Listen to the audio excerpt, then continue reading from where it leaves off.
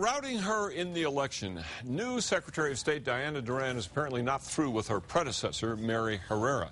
Durán is now calling for a criminal investigation. She claims Herrera left her office in a shambles with files missing and signs of some suspicious spending. Kim Holland is on special assignment.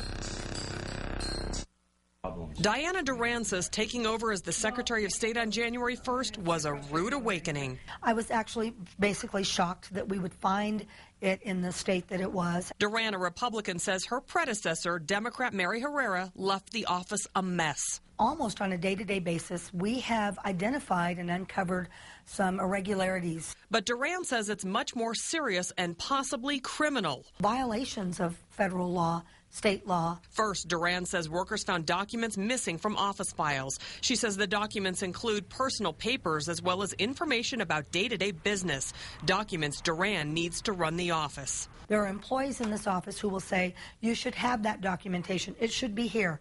We go to that place and there's nothing there. Durán says a former employee even took home binders of information that should not have left the office. They've since been returned.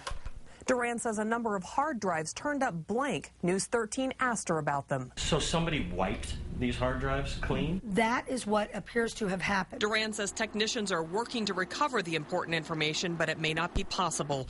The new Secretary of State says Herrera wasted your tax dollars and didn't follow the rules when buying things for the office. It adds up into the tens of thousands of dollars. There's no documentation. There's no paper trail to follow. Durán is also looking at anywhere she can cut. The Republican says she will not fill certain open positions, and Durán says she's driving her own car to work, unlike her predecessor. Herrera's office also spent thousands of dollars a year on gas for 5 state vehicles. Durán says she's cut the number of vehicles used by her office to 2.